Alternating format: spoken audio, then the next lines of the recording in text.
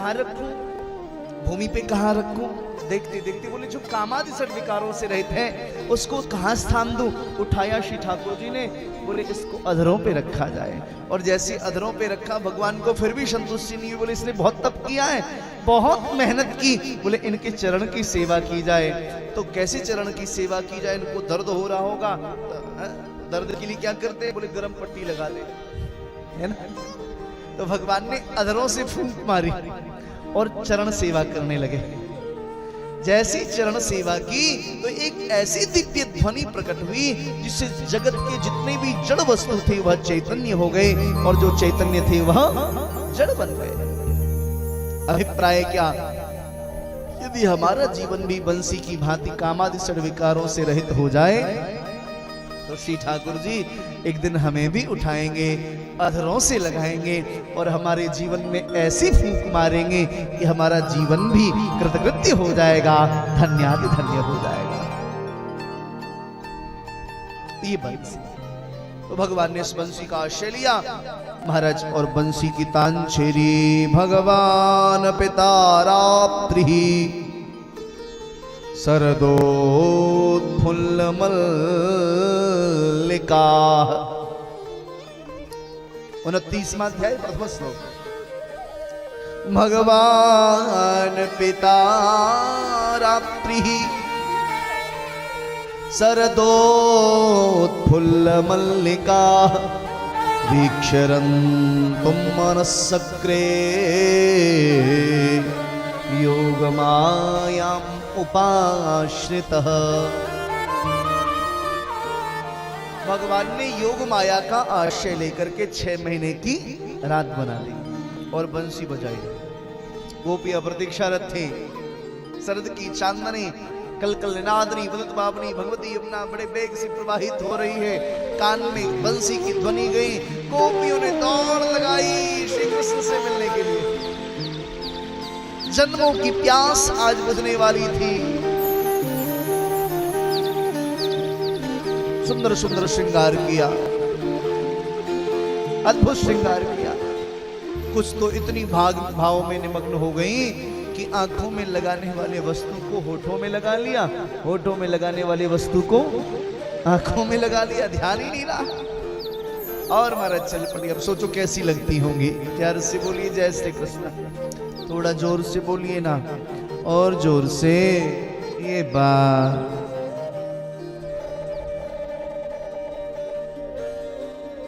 एक गोपी के सासू ने देख लिया, जा रही है। रुक, कहां जा रही हो? श्री कृष्ण के पास। शर्म नहीं आती? रात के 12 बजे लोग क्या कहेंगे? घर में बंद कर दिया, सांकर लगा दी। खिड़की से आवाज लगाई बहू ने, माँ क्या? बड़ी कृपा की आपने मुझे कक्ष में बंद कर दिया। जो गोपियां पैदल गई हैं उनसे पहले पहुंच जाऊंगी मैं। पर सुनो, उनमें और मुझ में अब एक अंतर होगा। बोले क्या? बोले वो जो पैदल गई हैं वो लौट के आ जाएंगी, लेकिन अब मैं लौट के नहीं आऊंगी।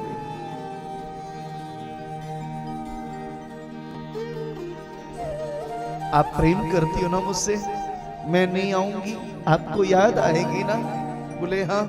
बोले माँ, आपको मेरी याद आए ना तो आप भी कृष्ण के पास आ जाना। और श्री कृष्ण के गले में जो पड़ी हुई वनमाला है ना, और उस वनमाला के ऊपर जो बैठी हुई भ्रमर है, समझ लेना वही आपकी पुत्र वधू है। इससे प्रतीत होता है यह काम लीला नहीं, ये काम विजय लीला है। आत्मा और परमात्मा के मिलन की लीला है प्यारे। ब्रजवासी गोपियां पहुंची, भगवान को घेर लिया। मीठी कथा है, आप सब जानते हैं। भगवान बंसी बजा रहे थे, भगवान की दृष्टि पड़ी, आंख खुली तो भगवान ने स्वागत किया। आओ देवी स्वागतम वो महाभागा। गोपियां खुश हो गई।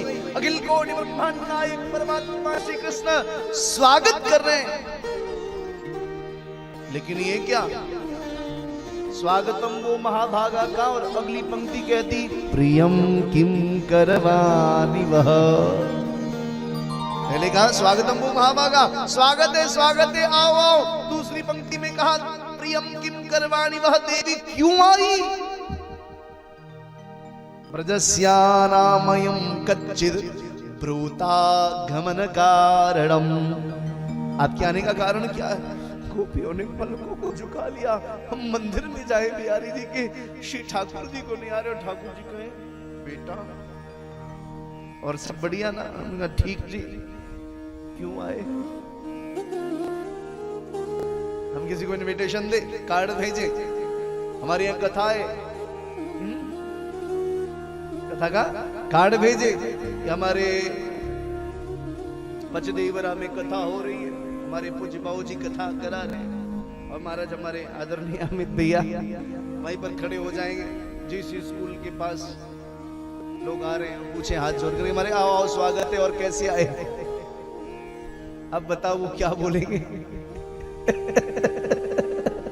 देखो क्या आदमी है, कार्ड दे के बुला लिया और जब आई तो पूछते कैसे आए। गोपियों की यही अवस्था। अभी अभी बंसी बजा के बुलाया और जब मैं आ गई तो पूछते कैसी आई। गोपियों की अवस्था उस धोबी के गधे जैसी हो गई। धोबी का गधा नगर का नघाट का। बोले कृष्ण सर्वस्व त्याग करके आपके पास आई, अब आप नहीं स्वीकार करोगे तो मैं कहां जाऊंगी। अपने नखों से पृथ्वी को कुरेदने लगे सारी गोपियां। मुझे वंशीधर जी महाराज, श्रीधर जी महाराज 108 भाव यहां लिखते हैं। गोपियों ने उंगली के नख से क्यों कुरेदा भूमि को।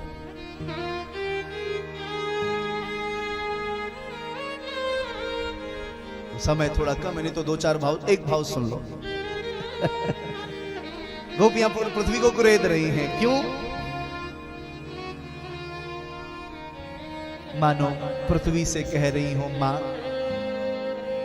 सबको त्याग करके, घर वालों को त्याग करके मैं कृष्ण के पास आ गए और श्री कृष्ण नहीं स्वीकार करेंगे तो कहां जाओगे। मानो पृथ्वी को कुरेद रही मां, अब आप स्थान दे दो जैसे जानकी को स्थान दिया था। मैं आप में समाहित हो जाना चाहती हूँ। हे मां फट जाओ, मैं तुम में समाहित हो जाना चाहती हूँ। अद्भुत भाव। यहाँ वक्ता लोग 2 कथा भी सुनाते। भगवान ने जब पूछा क्यों आई तो वो 2 दृष्टांत आप लोगों ने सुना होगा। भगवान समझ गए कि ये मेरे लिए आई हैं, रास बिहार के लिए उद्यत हुए। उसी समय कामदेव आए अपने बाणों को लेकर के, महाराज युद्ध करो, करो युद्ध। कामदेव ने अपने बाणों को चलाया। जैसे ही बाणों को चलाया, हमारा लताओं ने वृक्षों को अपने आगोश में ले लिया। काम का आक्रमण जब हुआ, लताओं ने वृक्षों को लपेट लिया।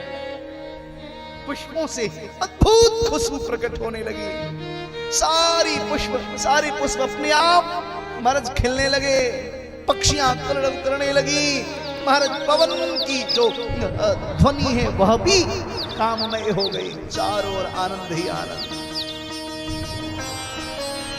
रास प्रारंभ हुआ। थोड़ी देर नृत्य किए थे। गोपियों को मान हो गया मैं कितनी सुंदरी हूं। बहुत ध्यान से सुनना, बात भक्तों की है। गोविंद कब तक नृत्य करेंगे, थक गई मैं। भगवान ने कहा देखो, जन्मों की कामना थी कृष्ण मिले, जन्मों की कामना थी रास बिहार में प्रवेश मिले, और जब मिल गया तो अहंकार हो गया। ये उन गोपियों की नहीं, हम साधकों की अवस्था है।